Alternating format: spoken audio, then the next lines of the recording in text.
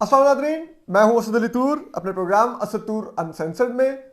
आज हम आपको जो बताएंगे, एक तो कराची के बलदियाती इंतखाबात के नताइज का आपको बताएंगे कि क्या वहाँ पर हुआ है और इसमें क्या इशारा मिला है और क्या एक बड़ी इंटरेस्टिंग चीज़ है, हम आपको ये बताएंगे।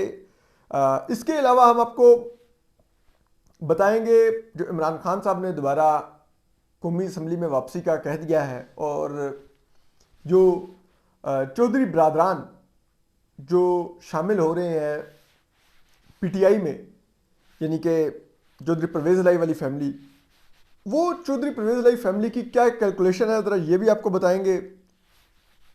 इसके अलावा नून लीग के अंदर किस बात की बेचैनी पाई जाती है, ज़रा ये भी आज आपको बताएंगे अंदर की खबर। जबकि हम आज आपको ये भी अब बता दें, शुरू में अपडेट दे दें कि जो हमारे सीनियर सहाफ़ी दोस्त शाहिद असलम साहब को, जिसमें एफआईए ने जिस तरह अगवा करके और फिर उनको कोर्ट में पेश करके उनका फ़िज़िकल रिमांड लिया था, तो कोई एफआईए उनके बारे में आज भी एविडेंस नहीं पेश कर सकी। मज़ीद उनका जिस्मानी रिमांड मांगा गया, इंतहाई बेशर्मी से मांगा गया, और FIA heads of to Shahid Aslam उनसे पासवर्ड्स वगैरह भी नहीं उगलवा सकी उनके डिवाइसेस के, यानी कि लैपटॉप और मोबाइल्स के, कि उनके सोर्सेज कंप्रोमाइज़ होते हैं।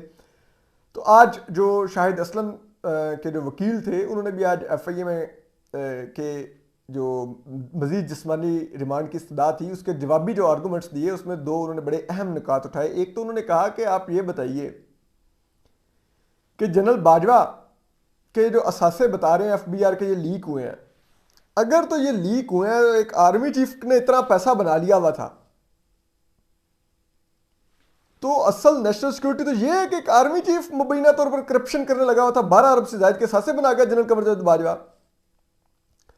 दूसरा, उन्होंने कहा कि ये जो जनरल बाजवा के लिए एफबीआर और एफआईए की दौड़ें लगी हुई हैं एक रिटायर्ड आर्मी चीफ के लिए, ठीक है, क्या ये दौड़ें जब जस्टिस कादी फाइज ईसा और उनके अहले खाना के टैक्स रिकॉर्ड्स लीक हुए थे, तो वहां पे एफबीआर में कोई ऐसी कार्रवाइयां हुई थी, कोई एफआईए ने कोई लोगों को उठाया था, ठीक है, तब कहां थी एफआईए और एफबीआर? तो इस यही आप इस तरह लगा लीजिए कि इस मुल्क में असल हुकूमत किसकी है और किस शर्मनाकी से ये नून लीग के दौर में सब कुछ हो रहा है। रिटायर्ड जनरल कमर जावेद बाजवा अभी भी इनके सर पे बैठा हुआ है। तो बहरहाल जो मोजिस जज हैं, जुडिशल मजिस्ट्रेट उमर शब्बीर साहब, उन्होंने शाहिद असलम साहब के मज़ीद जिस्मानी रिमांड की इस्तदा मुस्तरद करके उनको जुडिशल रिमांड पर जेल भेज दिया है। और अब कल जो सीनियर सहाफ़ी शाहिद असलम के जो वकील हैं, वो बेल एप्लीकेशन दायर करेंगे इस केस के ऊपर। अब ज़रा आगे आ रही है कराची के नताइज के ऊपर। तो देखिए, पीटीआई वो अगले दिन मुसूफ हारून रशीद छोड़ू साहब, इस उम्र में भी जो उनके अंदर कोई गैरत नहीं है, तो उन्होंने कहा जी वो तुर्की ने, चीन ने, अमेरिका ने, सऊदी अरब ने, जहांगीर तरीन ने सर्वे करवाया, इमरान खान भारी लीड पे है। अब एक तो हैरत की बात यह है कि अमेरिका और तुर्की और चीन पाकिस्तान में सर्वे करवा रहे हैं जी। ओह, पता ही नहीं किसी को वो सर्वे करवा रहे हैं, इतना काम गेम आगे गई है, और फिर वो सर्वे के नताइज वो शेयर हारून रशीद से कर रहे हैं। ये होती है नेक्स्ट लेवल की सहाफत। इस लेवल पे जाके बंदे को छोड़ नहीं आनी चाहिए। लेकिन अब उन सर्वे के नताइज के बरक्स कराची में पीटीआई तीसरे नंबर पर है, ठीक है, 20-22 नशिस्तें हैं। पीटीआई के जो मेयर के कैंडिडेट थे खुरम शेर जमान, वो भी हार गए हैं, ठीक है। और उसके पीछे मुझे 2015 का लोकल गवर्नमेंट इलेक्शन याद आ गया। जब मैं कराची में हम गए थे कवरेज के लिए, तो मैं एआरवाई की जो ट्रांसमिशन थी, जब लोकल गवर्नमेंट इलेक्शन की, मैं उसको प्रोड्यूस कर रहा था उस ज़माने में। तो अली जैदी साहब उस इलेक्शन में 1500 वोट नहीं ले सके थे, इलेक्शन हार गए थे वो काउंसलर का, ठीक है। और बाद में खान साहब ने 2 करोड़ आबादी के शहर के सदर अली जैदी साहब को बनाया जो 1500 वोट ना ले सके, ठीक है। फिर आप देखिए कि वो जो खुर्रम शेर जमान है वो काउंसलर का इलेक्शन हार गए हैं अपनी यूसी। जो काउंसलर का इलेक्शन नहीं जीत सकता वो सूबाई असेंबली का इलेक्शन कैसे जीत के एमपीए बना बैठा हुआ था। आप इससे ना लगाइए कि जनरल फैज और जनरल कमर बाजवा ने किस लेवल की 2018 में रिगिंग की, किस लेवल की, कि जो यूसी के इलेक्शन नहीं जीतते थे काउंसलर के, वो कौमी और सूबाई असेंबलियों के रुकन बने, जीते और वजीर बने। फैसल वाडा 400 वोटों की लीड है, कि पता नहीं 40 वोटों की लीड है मियां शहबाज शरीफ के ऊपर। और मतलब इस हद तक की लुट मचाई इन लोगों ने, जनरल फैज और जनरल कमर बाजवा ने, ठीक है। दोनों गद्दारों ने, करप्ट चोरों ने, ठीक है। और अब उनकी सरपरस्ती नहीं है तो खान साहब के लोग काउंसलर का इलेक्शन नहीं जीत रहे। लेकिन ये बल्दियाती इंतखाबात को आपको मुख्तलिफ देखना होगा कौमी असम्बली के इंतखाबात से या सूबाई असम्बली के इंतखाबात से। वो डायनामिक्स मुख्तलिफ होती हैं, ये बड़ी छोटी पॉकेट्स होती हैं। इसमें और तरह से जो उम्मीदवार होते हैं कंपेन करते हैं, कन्विंस करते हैं लोगों को और वोट ले जाते हैं। तो वो अवामिल थोड़े डिफरेंट होते हैं कौमी और सूबाई असम्बली का इलेक्शन होता है। लेकिन बहरहाल पीपल्स पार्टी ने कराची और हैदराबाद में इस दफ़ा सीटें ली हैं और इसमें आपको 2 लोगों को बहुत क्रेडिट देना होगा जिन्होंने पीपल्स पार्टी के लिए काम किया है ग्राउंड के ऊपर। एक सईद गनी साहब, उन्होंने बहुत मेहनत की है और वो कराची से उनका ताल्लुक़ है। उनके वालिद भी जिसे कहते हैं ये यूनियन लीडर थे और कत्ल कर दिए गए थे। तो सईद गनी साहब भी बड़े अवामी इंसान हैं, तो वो अपनी सीट पर ना सिर्फ जीतते हैं बल्कि कराची में भी पीपल्स पार्टी को बड़ा उनकी वजह से एज मिलता है। और फिर आप देख लीजिए मुर्तज़ा वहाब साहब भी, वो कुछ अर्से के लिए उनको कराची के एडमिनिस्ट्रेटर बने थे लेकिन उन्होंने वहाँ पे कुछ ना कुछ काम किया, तो इन दोनों को क्रेडिट जाता है। फिर उसके बाद हाफिज़ नईमुर रहमान साहब जो जमात इस्लामी के हैं, नो डाउट उन्होंने बड़ा अच्छी कैंपेन चलाई और जमात इस्लामी को कराची में कम से कम लोकल गवर्नमेंट की हद तक तो उन्होंने कम बैक करवा दिया है। सूबाई और कौमी असम्बली की इलेक्शन में जमात इस्लामी कुछ कर दिखाती है, ये अभी बाद की बात है। अब आ जाइए ज़रा खान साहब के ऊपर। एक तो खान साहब के अगले दिन मैं स्टेटमेंट सुन रहा था, उन्होंने मेहर बुखारी साहबा को इंटरव्यू दिया और उसमें उन्होंने कहा कि अगर यानी कि वो फ़ौज की बात कर रहे थे ना, पाकिस्तानी फ़ौज की, army chief general Asim Munir की और DGI से लेफ्टिनेंट जनरल नदीम अहमद अंजुम, इन्हीं लोगों की वो बात कर रहे थे, या DGC major general Faisal Naseer की।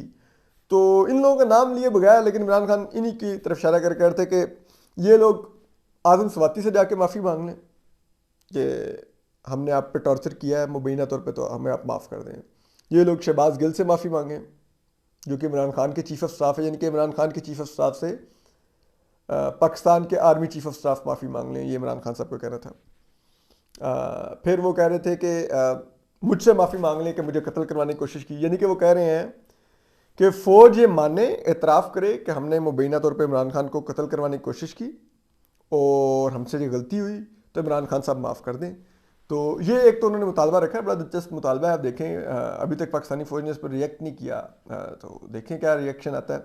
तो उन्होंने कहा अगर मुझे माफ़ी मांग लें तो मैं माफ़ कर दूंगा और साथ काम करने को तैयार हूँ। यानी कि वो फ़ौज को कह रहे हैं कि आप लोग मुझसे माफ़ी मांगें और मैं आपको माफ़ करूँगा और फिर हम मिलकर दोबारा से इसी तरह इलेक्शन रिग करेंगे, मैं पावर में आऊँगा और दोबारा से फिर देखें। जनरल कमर बाजवा ने भी तो इतने पैसे बनाए हैं, जनरल फैज़ हमीद ने भी तो देखें किस तरह के फार्म हाउस डेवलप किए हैं। तो आपको भी ये मौके मिल सकते हैं अगर आप लोग मेरे से माफ़ी मांग के मेरे साथ काम करने को तैयार हो जाए। तो ये खान साहब ने एक पाक फ़ौज को एक बड़ा जिसे कहते हैं ना वो बेल आउट पैकेज ऑफ़र किया है उन्होंने army chief general Asim Munir को और DGI से लेफ्टिनेंट जनरल नदीम अहमद अंजुम को, DGC major general Faisal Naseer को और दीगर ओवरऑल भी फ़ौज के जर्नलों को। तो उसके अलावा जो एक और जो खान साहब ने अब कहा है कि वो कौमी असम्बली में वापस आ सकते हैं, लेकिन उससे पहले हम आपको बता दें कि चौधरी बिरादरान, जो चौधरी परवेज इलाही वाली फैमिली है, वो जा रहे हैं पीटीआई में शामिल होने जा रहे हैं।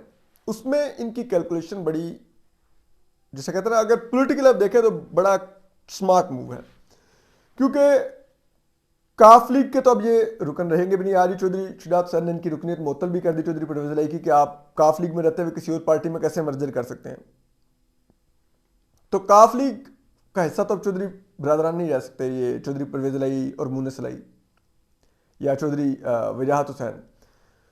तो इन्होंने या तो फिर अब अपनी अलग पार्टी बना ले, और अगर अलग पार्टी नहीं बनानी तो सबसे सेफ ऑप्शन यह है कि पीटीआई में जाएं, पीटीआई का वोट बैंक भी इंजॉय करें और इलेक्शन भी जीतें, और फिर अगले सीएम पंजाब भी बने। तो इस चीज़ को ध्यान में रखते हुए इन्होंने ज़रा ये बताते हैं कि चौधरी ख़ानदान में जो कंसल्टेशन हुई है उसमें उन्होंने कहा, ये चौधरी परवेज इलाही, कामिल अली आगा वगैरह, मुनस इलाही, शाफे हुसैन, सॉरी हुसैन इलाही जो हैं, और जो इनके अरकान हैं, तो वो ये चौधरी परवेज इलाही फैमिली इस नतीजे पहुंची कि इमरान खान साहब नवंबर के बाद से लेके अभी तक अपनी पॉपुलैरिटी का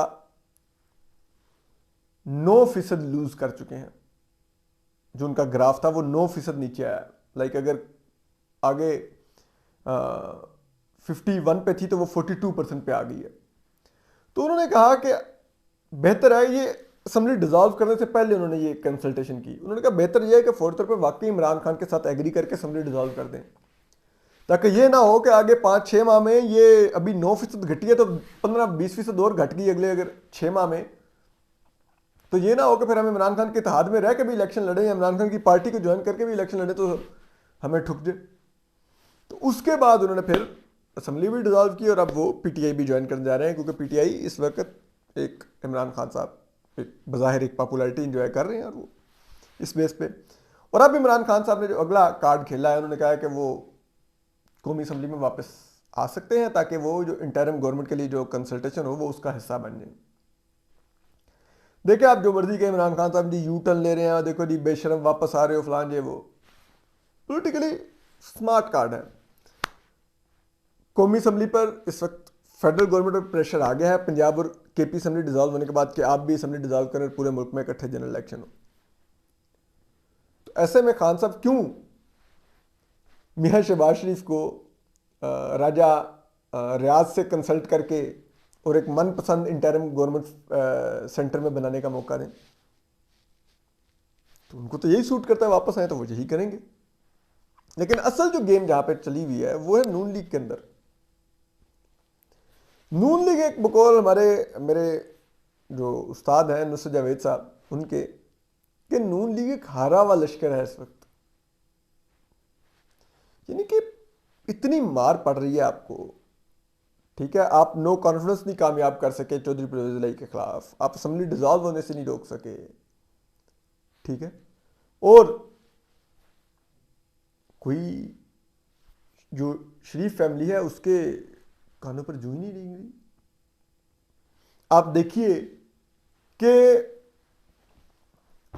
अब हमजा शहबाज साहब ने, क्योंकि अब सीएम नहीं बनना था, नून लीग सोच रही थी कि अगर चौधरी परवेज इलाही हट जाते हैं तो हम लगा देंगे मलिक अहमद खान साहब को सीएम, तो हमजा शहबाज साहब मुल्क में ही नहीं आए। आप सोचिए हमजा शहबाज के बगैर कैसे चौधरी परवेज इलाही के खिलाफ कामयाब हो सकते थे, जोड़ तोड़ क्या होना था, ठीक है। अब कुर्बानी का बकरा बनाने की बातें चल रही है कि राना सनाउल्लाह को पंजाब की सदारत से हटा दो। भाई राना सनाउल्लाह क्या करता, शरीफ खानदान का कोई बंदा ही यहां पर मौजूद नहीं है। शहबाज शरीफ साहब प्राइम मिनिस्टर, लेकिन सबको पता है शहबाज शरीफ साहब पॉलिटिकली उनकी फॉलोइंग, उनका जोड़ तोड़ जीरो है।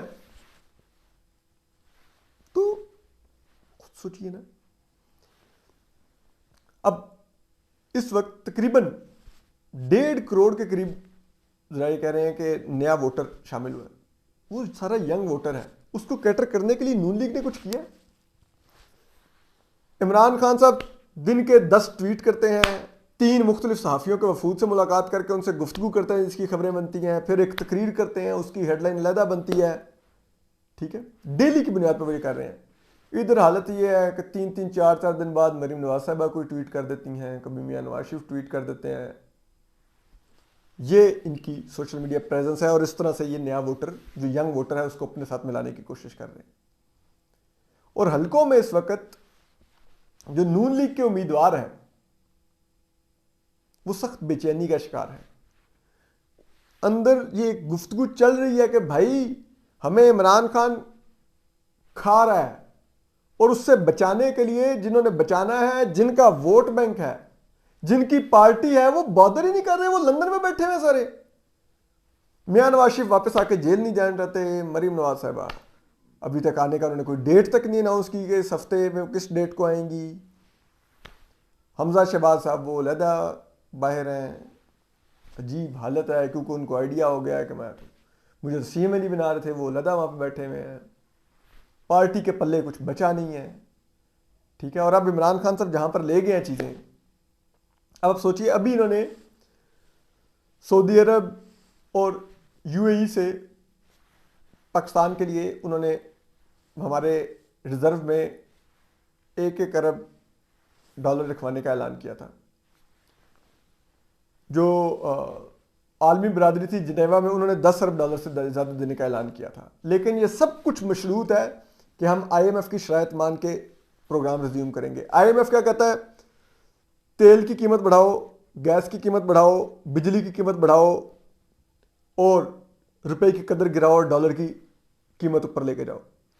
अब ये करने का मतलब ये है कि एक महंगाई का एक बम फाड़ दें, ठीक है। अब अगर ये करते हैं इसहाक डार साहब और ये करके इलेक्शन में जाती है नून लीग, तो अवाम चीर फाड़ देगी। नुसरत जावेद साहब का आज का यही आर्टिकल है। और अगर ये नहीं करती तो सऊदी अरब, यूएई और दीगर ममालिक पैसे नहीं देंगे, IMF अपना प्रोग्राम रिज्यूम नहीं करेगा, जो सैलाब ज़दगान के लिए भी जो बाहर 10 अरब डॉलर से ज़्यादा की रकम जो वादे किए गए हैं वो भी नहीं आएगी। तो फिर होगा क्या? फिर या तो मुल्क दिवालिया करवा लें या महंगाई करके इलेक्शन हार लें। दिवालिया भी करवाएंगे तो तब भी इलेक्शन हारेंगे। फिर जो फौजी स्टैब्लिशमेंट है वो भी कहेगी कि यार इन्होंने मुल्क दिवालिया करवा दिया अपने इलेक्शन खातर, ये सब कुछ होगा। तो फिर ऐसे में नून लीग अब बिल्कुल एक बंद गली में दाखिल हो गई है, जहां पे उसके पास ऑप्शन कोई भी नहीं है और आइडियाज भी कोई नहीं है कि वो क्या उससे बाहर है। तो ये हालात हैं। अपना ख्याल रखिए, सलामत रहिए, अल्लाह हाफिज़।